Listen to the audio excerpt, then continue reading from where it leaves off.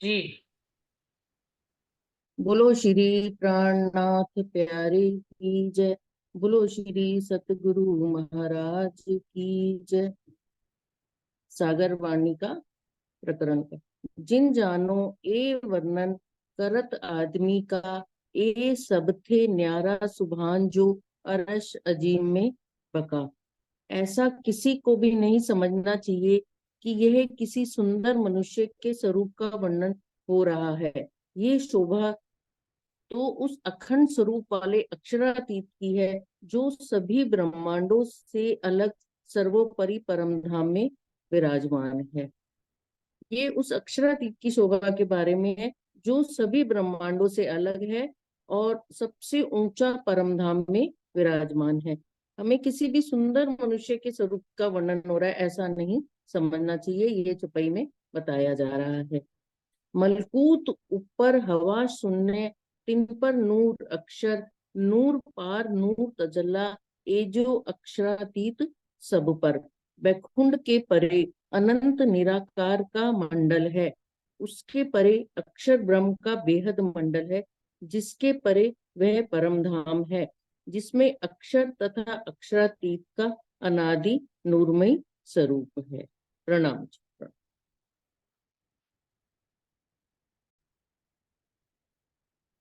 तो सुंदर साथ जी समझ गए कि राजी ने पहले ही हमें इंडिकेट कर दिया है कि जब आप चित्रण करें तो इसको मनुष्य ना समझ लें, क्योंकि राज्य का स्वरूप श्रृंगार काल माया के ब्रह्मांड के बुद्धि में आने के लिए वैसा किया गया है ना। तो हम सब क्या समझ लेते हैं, उनको एक मनुष्य समझ लेते हैं, जिसने जो है कानों में कुंडल पहने हैं, जिसके घुंघराले बाल हैं, जिसने पाग पहनी है ना। तो हाव भाव हमारे दिल में जो है वो मनुष्य जैसा आने लगता है। तो वो पहले ही इंडिकेट कर रहे हैं कि इनको चितवन में मनुष्य नहीं समझना है। ये अक्षरातीत पूर्ण पारब्रह्म का वर्णन हो रहा है, जो अक्षर से भी परे अक्षरातीत है, जो मूल परमधाम में विराजमान है। इसीलिए पूरे ब्रह्मांड पार कराए जाते हैं आपसे, जिससे कि आपके अंदर उतना गहरा भाव आ जाए। अगर ब्रह्मांड ना पार कराएं तो आप उसको काल माया के एक मनुष्य जैसा ही समझ लें हम सब। तो इसलिए सुंदर साथ जी, हमारी आत्म को पहले काल माया का ब्रह्मांड, क्षर का ब्रह्मांड पार कराया जाता है, फिर योग माया का ब्रह्मांड पार कराया जाता है, फिर हमें अक्षरातीत परमधाम मूल मिलावे में प्रवेश किया जाता है, फिर जमुना जी पार कराई जाती हैं, फिर चांदनी चौक से 20 सीढ़ियां चढ़कर मूल मिलावे तक पहुंचाया जाता है। ये सारा क्यों किया जाता है? जिससे कि आपके अंदर उतना गहरा भाव आए। अगर आपको ये सब नहीं कराया जाए ना, तो आप जैसे अपने भाई बहनों को या किसी जिससे प्रेम करते हैं उसका स्वरूप अपने हृदय में ले लेते, वैसे ही आप किसी मनुष्य जैसा समझकर अक्षरातीत का भी स्वरूप अपने हृदय में धारण कर लेंगे। इसलिए हमें पहले ये एहसास दिलाया जाता है इतने ब्रह्मांडों को पार करके कि हम कहाँ जा रहे हैं, हम किसका दर्शन करने जा रहे हैं। अक्षरातीत पूर्ण पारब्रह्म का दर्शन करने जा रहे हैं। वो कोई मनुष्य नहीं है, वो नूरी स्वरूप है, वो वहदत का स्वरूप है, वो इश्कमय स्वरूप है। वहां से इश्क हटता नहीं है कभी, वहां से वहदत कभी टूटती नहीं है। वहां पर ऐसा ब्रह्मांड है जहां आपकी इच्छा से कुछ भी हो जाता है। आप किसी फल को खाने की इच्छा करें, फल अपनी जगह पे रहता है और आपके मुंह में फल का स्वाद आ जाता है। आप आम के पेड़ में अमरूद का स्वाद लेना चाहें तो मिल जाएगा, अमरूद में आम का स्वाद लेना चाहें तो मिल जाएगा।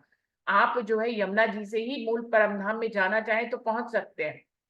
और अगर आप रास्ता नापना चाहें तो आप जो है अमृतवन से होते हुए, चांदनी चौक से होते हुए 20 सीढ़ियां चांदे, 100 सीढ़ियां 20 चांदे चढ़ के भी आप पहुंच सकते हैं। तो ये सारे आत्मिक दृष्टि है। वहां पर वृक्ष आपको प्रणाम करते हैं झुक झुक के।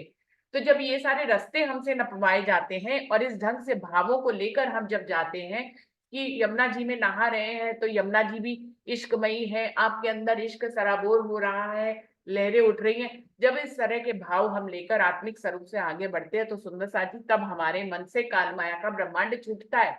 अदरवाइज अगर आपको सीधा सीधा परमधाम में राज्य के स्वरूप तक पहुंचा दिया जाए तो आप उनको एक मनुष्य की तरह समझने लग जाएं। तो आप समझ रहे हैं हमारे साथ चितवनी में इतने रास्ते जो है वो क्यों होते हैं? वो इसलिए होते हैं जिससे कि आपके अंदर उतने गहराई के भाव आते चले जाएं। जब जब आप ब्रह्मांडों को पार करें तो आपको एहसास होए कि हम अक्षरातीत के पास जा रहे हैं, जो कि एक मनुष्य नहीं है, वो नूरी स्वरूप है, वो साक्षात स्वरूप अक्षरातीत पूर्ण पार ब्रह्म है, जिनके हुक्म से ये दुनिया बनती है, मिटती है। जिनके हुक्म के बिना पत्ता भी नहीं हिलता है, इतनी बड़ी साहिबी है उसकी। तो उसकी इतनी बड़ी साहिबी है तो आपको रास्ते नपवा के उसकी साहिबी का एहसास कराया जाता है हम सबको। तो इसलिए हम जो है ऐसे काल माया और योग माया को पार करके पहुंचते हैं परम धाम। जी। 15वीं चौपाई। अर्श ठोर हमेशगी हमेशा हक सूरत, सिंगार सबे हमेशगी ना चल विचल इत। परमधाम तथा उसमें विराजमान श्री राज्य श्यामा जी की शोभा श्रृंगार सभी शाश्वत नित्य और अखंड है। इसमें कभी भी कोई विकृति नहीं होती है। परमधाम शाश्वत मतलब अखंड है। वहाँ जो भी हम चाहते वो हमको उसी उसी वक्त वो वैसा ही दृश्य नजर आता है। जैसे हम चाहते राज्य के लाल श्रृंगार हो तो लाल ही नजर आ जाता है उसी वक्त। जित जैसा रु चाहत ता तैसा बनत सिंगार, नित नए वायदत में शोभा अखंड अपार। परम धाम में ब्रह्मशिष्टियां जहाँ भी जैसा श्रृंगार चाहती है वहां पर वैसा ही तुरंत ही श्रृंगार दिखाई देने लगता है। परम धाम में एक दिली होने से सभी श्रृंगार नित्य नूतन अवस्था में अनंत शोभा को धारण किए रहता है। उसमें कभी भी कमी नहीं होती है।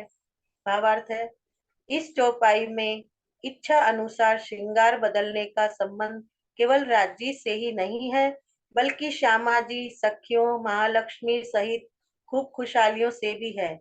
एक दिली होने से सभी श्रृंगार मन में लेने से पहले ही वैसा श्रृंगार इच्छा अनुसार दिखाई पड़ता है।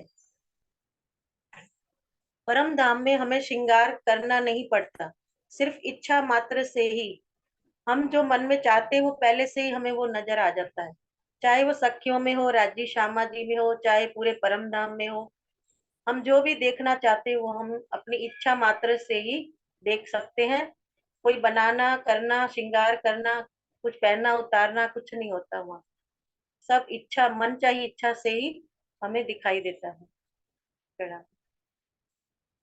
पहनना उतारना होता दीदी तो फिर इतनी जल्दी श्रृंगार बदल नहीं पाता है ना, पहनने में उतारने में ही समय लग जाता है। तो परम धाम में पहनना उतारना नहीं है सुंदर साथ जी। वहां पर जैसे पूर्ण परम धाम अखंड है, शाश्वत है, सत्य है, ऐसे ही वहां का श्रृंगार भी सत्य है। वो बदलता हुआ दिखाई देता है लेकिन वो अंग पे ही है। उसको अंगों से उतारना या फिर अंगों में पहनना नहीं पड़ता है सुंदर साथ जी। अंग की ही शोभा, जैसे कि राज्य के अंग नूरी हैं वैसे ही उनके वस्त्र भी नूरी हैं, वैसे उनके आभूषण भी नूरी हैं। तो पल भर में ही नूर का ये खास गुण होता है कि जैसा आप देखना चाहें नूर को वो वैसा ही दिखाई देता है। तो नूर वैसा ही दिखाई देता है। हम अगर वायदत के कारण वैसे ऐसा लगता है कि हर सखी अलग श्रृंगार देखना चाहती हूँ, काल माया के ब्रह्मांड से है। परम धाम में हर सखी एक सा ही श्रृंगार नहीं, क्योंकि वहां पे भाव किससे आ रहा है, वायदत से आ रहा है।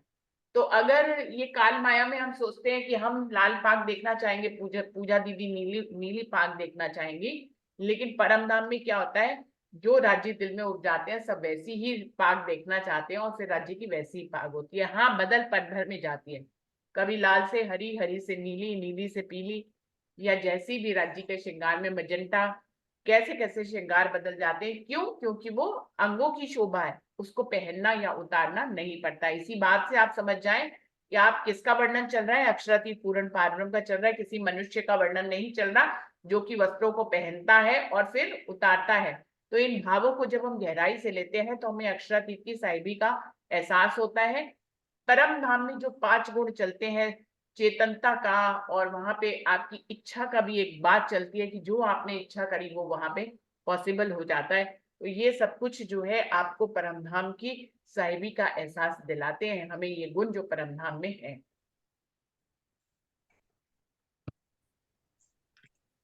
जी। या वस्त्र या भूकन, पढ़ लूं? या वस्त्र या भूकन, जो दिल रूह चाहे सो उन अंगों शोभा लिए, जानो आगू ही बन रहे। धाम धनी के प्रत्येक अंग पर वस्त्र एवं आभूषणों की शोभा जैसे रूह दिल से चाहना करती है, उन अंगों पर मानो वह शोभा पहले से ही बन रही हो दिखाई देती है।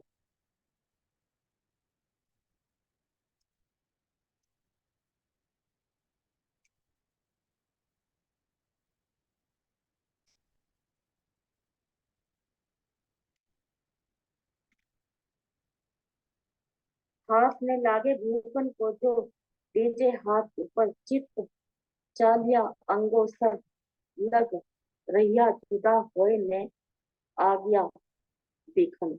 यदि आभूषणों को हाथ से स्पर्श करो तो भूषण हाथ में नहीं लगते। चित्त में जिस अंग पर जैसे भूषण की चाह होती है वैसे ही भूषण वहां शोभित हो जाता है। बगैर आज्ञा के वह भूषण अंग से अलग नहीं होता। प्रणाम। क्या कह रहे हैं? आभूषण कैसे हैं? हम काल माया में कैसे आभूषण पहनते हैं? जो अलग से हम हाथ लगाएं तो वो अलग से हमें फील होते हैं। वो कह रहे हैं परम धाम में जो आभूषण है वो अंगों की ही शोभा है। अब आप इस हाथ से अपने इस अंग को अगर टच करेंगे तो आपको एक अलग से अंग का ही एहसास होगा, और अगर इसमें आपने चूड़ी पहनी होगी तो वो इस अंग से अलग आपको एहसास होगा। लेकिन परम धाम में जो आभूषण है वो अंग की ही शोभा है। उनको टच करेंगे तो अलग से नहीं अनुभव होते हैं, वो अंगों जैसे ही अनुभव होते हैं।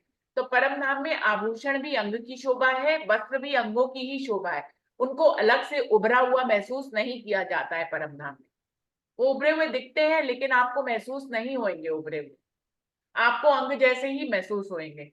तो ये खास बात है कि परम धाम में सारे वस्त्र और आभूषण राज्य के अंगों की ही शोभा है, वो अलग से नहीं है, इसीलिए अलग से पहने और उतारे नहीं जाते हैं।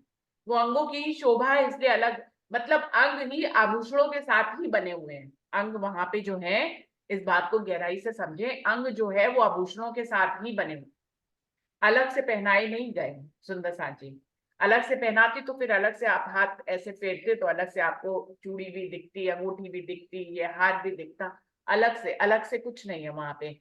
राज्य के ही अंगों की शोभा में ही बना हुआ है वस्त्र और आभूषण दोनों ही, चाहे वो झांझरी घुंघरी का भी कलड़ा हो, पांच हार हो, कानों के आभूषण हो, चूड़ी हो, अंगूठी हो, सब जो है वो राज्य के अंगों की ही शोभा है। इस खास बात को समझते हुए ही हमें चितवनी करनी होती है।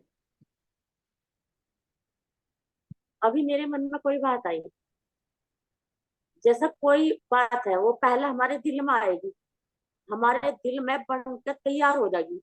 उसी के उसी के बाद तो फिर हम उसे स्थूल में बनाएंगे। पहले तो मन में बन चुकी, कोई भी चीज ले लो भाई, पहले हमने उसे अपने दिल में ले गए, उसे दिल में बन चुकी, तो उसके बाद हम उसे स्थूल में ही बनाकर दिखाएंगे, दूसरे स्थूल में बनाएंगे, पर पहले तो दिल में ही बन जाती है।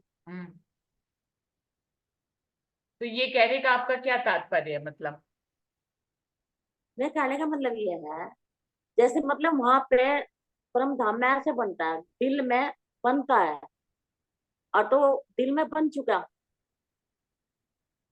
तो वो तो मतलब वैसे बनाना नहीं पड़ता, बन जाता है। तो ऐसे जैसा हम यहाँ पे हैं, यहाँ हमारे दिल में कोई बात आ गई और वो आके बन चुकी, उसके बाद ही तो हम उसे स्थूल में बनाएंगे। जैसे हमारे दिल में कोई बात थी, समझ लो मुझे मंदिर ही सजाना है, पहले मेरे दिल में आ गया कि मुझे यहाँ पे वाणी रखनी है, यहाँ पे माला लगानी है, यहाँ पे पर्दा लगाना है, यहाँ पे ये है वो है। मैंने सब कुछ अपने मन में अपने दिल में बना लिया, तो वो तो बन चुका ना मन में। तो उसके बाद फिर मुझे स्थूल वैसे बनाना है, यहाँ के सामान से, जो प्रकृति का मुझे सामान मिलेगा, तो पहले दिल में बन चुकी, उसके बाद ही तो फिर मुझे यहाँ बनाना है। अगर मेरे दिल में नहीं बनागा तो बाहर बना ही नहीं सकती, कोई भी मतलब इसमें बाहर तो तभी बनाएगा जब पहले दिल में आ जाए। बिल्कुल सही। मतलब अभी मेरे दिल इनका मतलब जो लिखा हुआ है इसमें भावार्थ, उनमें ये लिखा हुआ है इच्छा पहले मन में होती है और उसका बीज चित्त के संस्कारों में ही निहित होता है, ये यही कहना चाह रही हैं। उसका बीज तो उसमें ही निहित होता है। जैसे जो घास खाने की इच्छा है वो पहले से ही उनके मन, मतलब मूलतः नहीं होती, अंदर उसके चित्त के संस्कारों में ही होती है। गाय के अंदर है।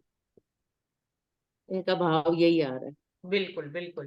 जैसे यही है, जैसा आपने जूम मीटिंग शुरू करी तो पहले तो आपने आपके दिल में बन चुकी ना कि भाई जूम मीटिंग शुरू करनी है, ऐसे हमें आपस में जुड़ना है संता साथ को, ऐसे हमें वाणी चर्चा करनी है। जब आपके दिल में कोई बात बन चुकी, उसके बाद आपने एक दूसरे से कहा कि भाई चलो हम ऐसे ऐसे कर लें, तो सबने राय मिलाई ठीक है कर लो जी।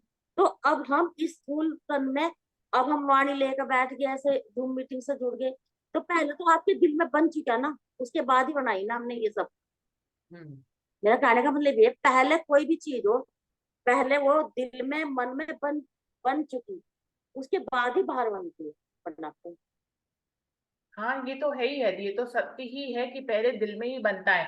आपको कहीं जाना भी हो, मान लीजिए आपको दिल्ली जाना है, तो पहले आप दिल में ही तो लेंगे कि हमें मुझे दिल्ली जाना है, तब उसको कार्यान्वित रूप में आप स्थूल में करेंगे। तब उसे लेकिन पहले दिल में ही तब उसे बनेगा, यहाँ पे बिल्कुल सत्य बात है। और परम धाम में तो दिल में बनते ही साक्षात दिखने भी लग जाता है। यहाँ पे तो तो दिल वहां से में तो है ही आने नहीं। से कर्म करने तक में देरी हो जाती है, लेकिन परम धाम में आपके दिल में आया नहीं कि साक्षात सामने भी आ जाता है। वहां पर तो यहाँ पे समय अवधि नहीं है ना सुंदर साथ जी, आपने आपके दिल में उपजा, सामने प्रकट हो गया। तो वहां पे समय का अंतराल नहीं है, यहाँ पे दिल पे उपजने में और उसको करने में काफी समय लग जाता है। कितनी ऐसी बातें हैं काल माया के ब्रह्मांड में जो हमारे दिल में ही आती है, उनको कई बार हम कार्य में परिणित भी नहीं कर पाते, सिर्फ सोचते रहते हैं। ऐसा भी तो होता है ना सुंदर साथ जी, कि हमारे दिल में तो आती है बहुत सी हजारों बातें, लेकिन कार्य में परिणित सिर्फ थोड़ी ही हो पाती है। हर बात जो मन में आती है वो जरूरी नहीं है कि कार्य में परिणित हो जाए। तो लेकिन परम बस धाम वही में इससे होगी। विपरीत नियम है कि जो दिल में आ गया, एक तो उसको परिणित होने में समय नहीं लगेगा, वो उसी समय परिणित हो जाएगी। और दूसरी बात यह है कि वहां पे हर बात जो है दिल में आती है, वो हर बात ही आपको सामने दिखती है। उसके लिए ऐसा नहीं है कि कुछ बातें आएंगी तो वो परिणित ही नहीं होंगी, क्योंकि वहां पे समय नहीं है परम धाम में। इसलिए जो हम दिल में सोचते हैं वो तुरंत ही हमारे सामने दृष्टिगोचर हो जाता है। यही बबीता दीदी कह रही है। तो सुंदर साथ जी आगे बढ़ते हैं, मैं 19वीं चौपाई पढ़ती हूँ। जिन खिन चित जो चाहे सो आगू ही बनी आवे, इनवित सिंगार सब सब समय नित नए नए रूप दिखावे। वो कह रहे हैं किसी भी सखी के चित्त में जिस समय जिस प्रकार के श्रृंगार की इच्छा होती है, वह पहले से ही वैसा दिखाई देने लगता है। इस प्रकार वहां सखियों की इच्छा अनुसार श्रृंगार नित्य ही नए नए रूपों में दृष्टिगोचर होता रहता है। रूह दिल में चाहती है वैसा ही श्रृंगार राज्य का प्रकट होने लग जाता है।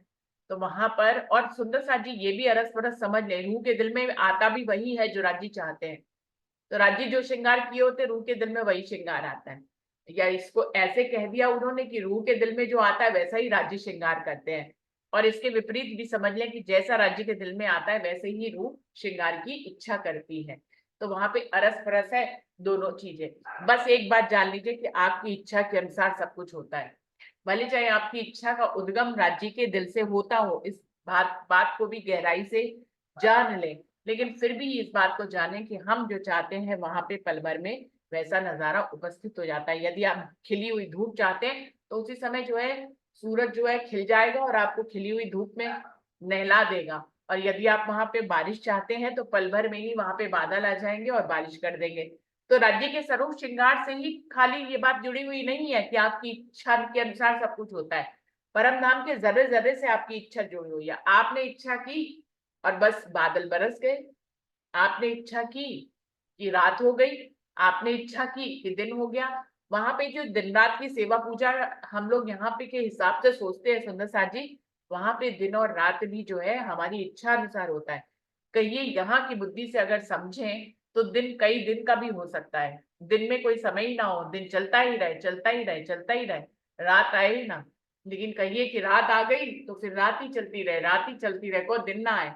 क्योंकि वहां पे सब राज्य की इच्छा से होता है और रूहों की इच्छा से होता है। रूहों को आनंद लेना है रात्रि का तो कहिए रात बहुत लंबी हो जाए, रूहों को आनंद लेना है दिन का तो कहिए दिन बहुत लंबा हो जाए, है ना। तो दिन और रात भी इच्छा से होते हैं और उनकी कोई समय अवधि नहीं होती है कि 12 घंटे पूरे हो गए तो अब दिन हो जाएगा, 12 घंटे पूरे हो गए तो अब रात हो जाएगी। वहां पे घंटे और घड़ी का कोई हिसाब नहीं है सुंदर सा जी, वहां पे हर कुछ राज्य की इच्छा से होता है। तो राजी जब चाहते हैं दिन हो जाता है, राजी जब चाहते हैं तो रात हो जाती है, राजी जब चाहते हैं तो सूरज खिल जाता है, धूप हो जाती है, राजी जब चाहते हैं उनको बारिश का आनंद लेना है तो बारिश होने लग जाती है, मोर नाचने लग जाते हैं। तो सुंदर साथ जी इस तरह की लीला है स्वलीला अद्वैत परम धाम की, जो हमें बताई जा रही है यहाँ पे। ना पहनया ना उतारिया, दिल चाहा नित सुख, वायदत हमेशा ए सुख हक सीचल सन्मुख। परम धाम में ना तो किसी वस्त्र या आभूषण को पहनना पड़ता है और ना ही उतारना पड़ता है। वहां तो हमेशा दिल की इच्छा अनुसार वस्त्रों एवं आभूषणों के श्रृंगार का सुख प्राप्त होता रहता है। अक्षरातीत के नेत्रों से जो प्रेम रूपी सुधा का पान करने वाली ब्रह्मसृष्टि हमेशा ही एक दिली स्वरूप में आनंद मग्न रहा करती है। तो वहां पे रूहें जो है हमेशा आनंद मग्न रहती है। अब सोचिए सुंदर साथ जी वहां क्या दुख होएगा जहां आपकी इच्छा से हर चीज होती हो। दुनिया में काल माया के ब्रह्मांड में हमारी इच्छा से कुछ भी नहीं होता, इसीलिए हम लोग दुखी रहते।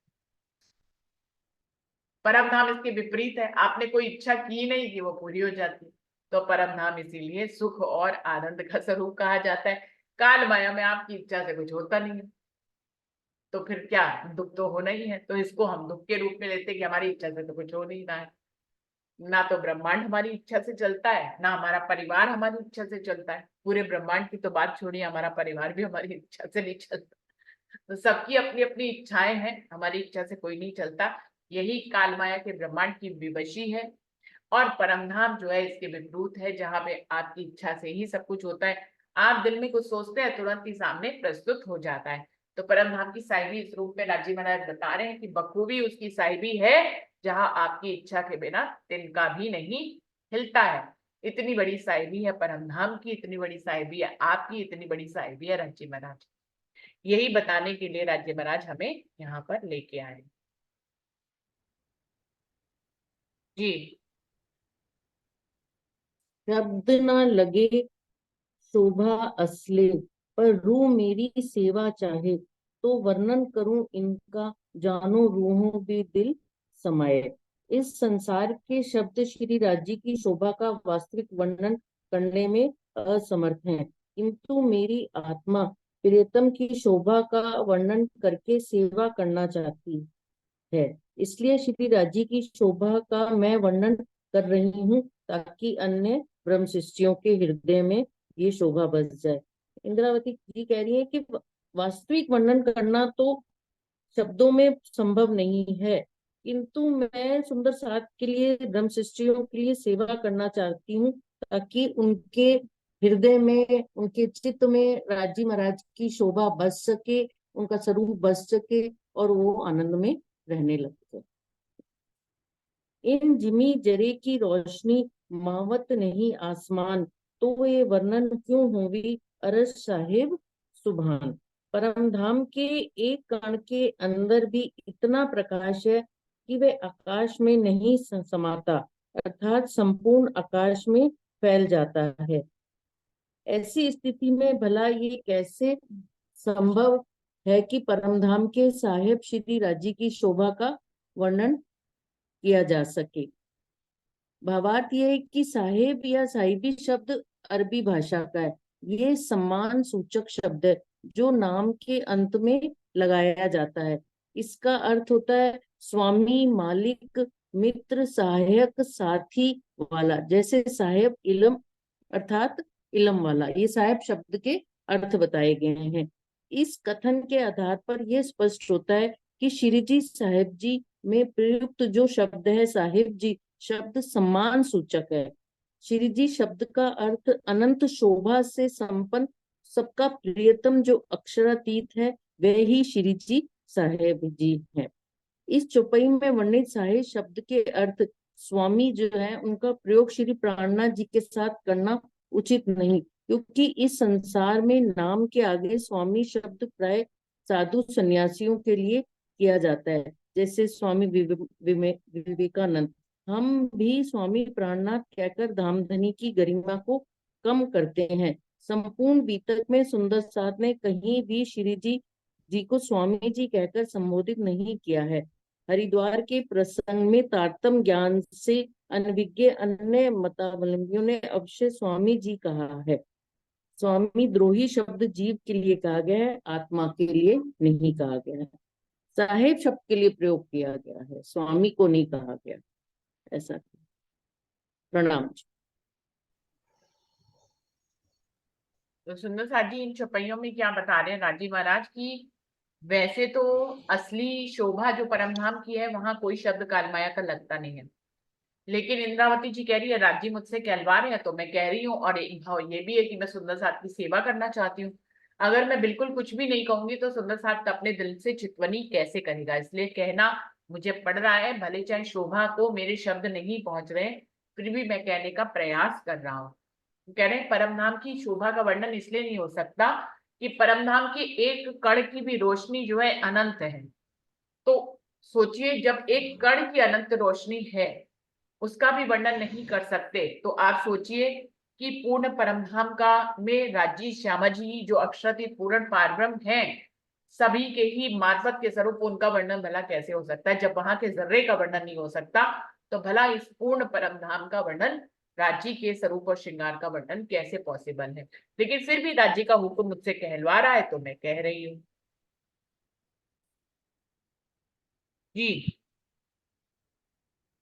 आशिक क्यों वर्णन करे, इक्ष लिए रहे मान, एक अंक को देखन लागी सो, तित ही भई गलतान।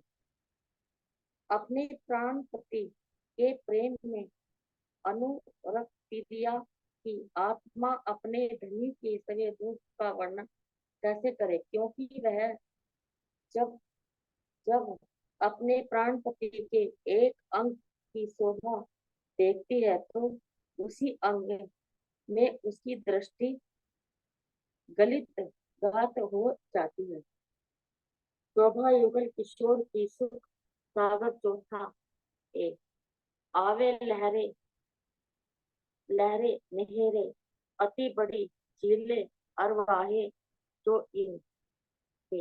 यह चतुर्थी सागर युगल किशोर धाम धनी की शोभा का सागर है। इस सागर को अनंत लहरें अत्यंत विशाल नहरों के समान उठती रहती हैं। उन नहरों के जल में ब्रह्म आत्माएं स्नान कर सदा आनंद में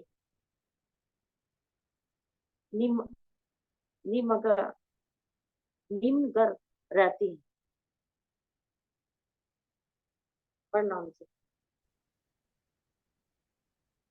कह रहे हैं आशिक रूह को वर्णन करने में और भी समस्या आती है। इंद्रावती अपनी समस्या बता रही है कि आशिक राज्य की रूहें क्या होती है, राज्य की आशिक होती है, और आशिक की क्या गति है कि वो एक अंग को लगी तो वहीं गल जाएगी। तो पूर्ण स्वरूप का वर्णन कैसे करे, यदि वो नैनों पे टिक गई तो नैन ही देखती रह जाएगी, यदि चरणों पे टिक गई तो चरण ही देखती चली जाएगी। वो पूर्ण स्वरूप का वर्णन कैसे करे, तो ये भी एक आशिक रूह के सामने मुश्किल होती है कि वो पूर्ण स्वरूप का वर्णन कैसे करे। ये तो राज्य का ही हुक्म है जो उनसे पूर्ण स्वरूप का वर्णन करा रहा है। वरना इंद्रावती जी कह रही हैं कि ऐसी युगल स्वरूप के सुख सागर जो चौथा है इसकी लहरी इतनी बड़ी बड़ी है कि इसमें परमधाम की रूहें पूरी की पूरी बह जाती हैं, वो वर्णन करने की स्थिति में ही नहीं होती है। लेकिन नाथजी महाराज को क्योंकि अपना स्वरूप और श्रृंगार इस दुनिया में लाना था, इसलिए उन्होंने अपनी हिकमत से अपने हुक्म से इंद्रावती के माध्यम से ये वर्णन कराया। वरना इंद्रावती से बड़ा आशिक कौन हो सकता है, इंद्रावती ही सबसे बड़ी आशिक है। और वो कह रहे आशिक की तो ये समस्या है कि वो जिस अंग में लग जाए वो उसी अंग को देखती रह जाती, वो दूसरे अंग तक नहीं जाने देती, क्योंकि उसको एक ही अंग में सारे सुख मिल जाते हैं तो दूसरे अंग तक नहीं जाने पाती। तो सुंदर सा जी वो वर्णन कैसे करे, तो ये राज्य का हुक्म है जो उससे वर्णन करा रहा है, वरना वर्णन करना संभव किसी भी तरह से नहीं है।